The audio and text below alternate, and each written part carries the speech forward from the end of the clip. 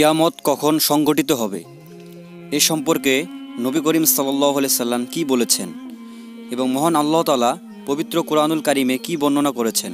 প্রিয় দর্শক, আজকের ভিডিওতে এ সম্পর্কে খুব গুরুত্বপূর্ণ এবং চাঞ্চল্যকর তথ্য আলোচনা করা হবে, তাই অনুরোধ করব না টেনে সম্পূর্ণ ভিডিওটি দেখুন। আসসালামু আলাইকুম ওয়া রাহমাতুল্লাহ। সহজ পথে আপনাদের স্বাগতম। কিয়ামত আরবি শব্দ, এর অর্থ হলো মহাপ্রলয় বা পুনরুত্থান। ইয়াউমুল কিয়ামা এর অর্থ কিয়ামতের দিবস। দুনিয়ায় সব মানুষ ও জিন জাতিকে একত্রিত করা হবে। কিয়ামতের দিন তাদের সব নেক ও বদ আমলের চূড়ান্ত হিসাব হবে। এরপর হবে জান্নাত ও জাহান্নামের ফয়সালা। যারা জান্নাত লাভ করবে তারা চিরকাল জান্নাতে থাকবে, আর যারা জাহান্নাম লাভ করবে তারা চিরকাল জাহান্নামে অবস্থান করবে। আমাদের মনে হয়তো এ প্রশ্নটি জাগতে পারে যে তাহলে কিয়ামত বা পুনরুত্থান কখন সংঘটিত হবে। এ প্রসঙ্গে কোরআন বা হাদিসে নির্দিষ্ট কোনো তারিখ উল্লেখ না থাকলেও এ আলামত সম্পর্কে মহান আল্লাহ তাআলা ইরশাদ করেন, তারা কি শুধু এই অপেক্ষায় রয়েছে যে কিয়ামত তাদের কাছে এসে পড়ুক? বস্তুত কিয়ামতের লক্ষণগুলো তো এসেই পড়েছে, সুতরাং এসে পড়লে তারা কিভাবে উপদেশ গ্রহণ করবে? সূরা মুহাম্মদ আয়াত 18।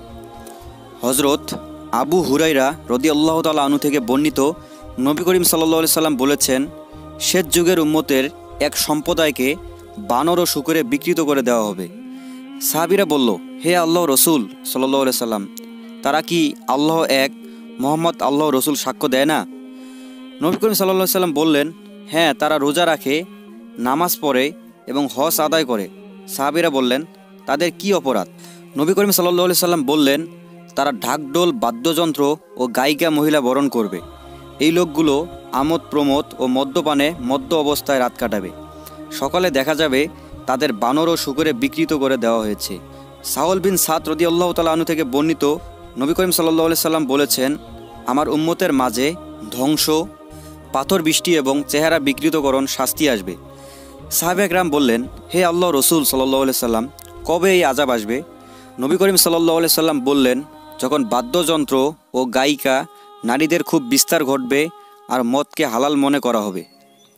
প্রিয় দর্শক, আমরা এখন দেখতে পাচ্ছি বর্তমান সময়ে মদ অ্যাভেলেবেল, এমনকি মদের লাইসেন্স পর্যন্ত করা হয়েছে। কিয়ামতের ছোট আলামতগুলো প্রকাশিত হয়ে গেলে হঠাৎ করেই কিয়ামতের বড় আলামতগুলো প্রকাশিত হতে শুরু করবে। রাসূল সাল্লাল্লাহু আলাইহি সাল্লাম বলেন, মালা ছিঁড়ে গেলে এর পুঁতিগুলো যেমন দ্রুত খসে পড়ে, ঠিক সেভাবেই কিয়ামতের বড় আলামতগুলো একের পর এক প্রকাশিত হতে থাকবে। তিরমিজি। কিয়ামতের বড় আলামতগুলো হচ্ছে দুখান, ধোঁয়া, রাক্তিম ধোঁয়া, যা পৃথিবীতে ঢেকে ফেলবে এবং যার প্রভাবে মুমিনদের সামান্য সর্দি কাশির মতো অবস্থা হবে, আর কাফিরদের জন্য যা হবে ভয়াবহ আযাব। দাজ্জালের আত্মপ্রকাশ, হযরত ঈসা আলাইহিস সালামের অবতরণ, ইয়াজুজ মাজুজ, পশ্চিম দিক থেকে সূর্যোদয়, দাব্বাতুল আর্থ, প্রাণী বিশেষ যা মাটি ভেদ করে বের হবে, তিনটি ভূধ্বংস, একটি পূর্ব প্রান্তে, একটি পশ্চিম প্রান্তে, আর একটি জাইরাতুল আরবে। কিয়ামতের বড় বড় আলামত এখনও পরিদৃষ্ট না হলেও ছোট ছোট আলামতগুলো এমনভাবে সর্বত্র বিস্তার লাভ করেছে যা রোধ করার ক্ষমতা কারণেই। কোরআন ও হাদিসের জ্ঞান থেকে মানুষকে দূরে রাখার চেষ্টা করা হচ্ছে। বদদিনী আচরণ ধীরে ধীরে বিস্তার লাভ করেছে।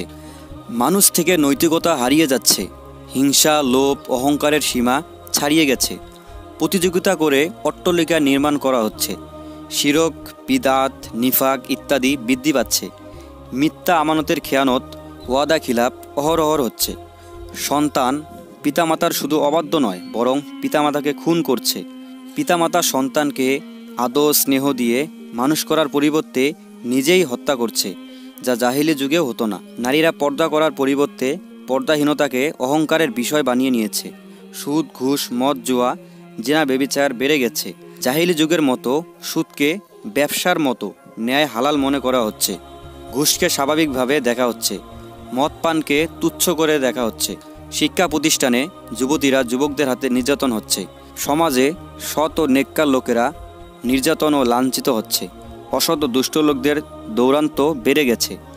নবী করিম সাল্লাল্লাহু আলাইহি সাল্লাম ইরশাদ করেছেন, কিয়ামতের আগে অজ্ঞতা বেড়ে যাবে, ইলম উঠিয়ে নেওয়া হবে, মানুষের হৃদয় কঠিন হয়ে যাবে, এবং মারামারি হত্যাকাণ্ড বেড়ে যাবে।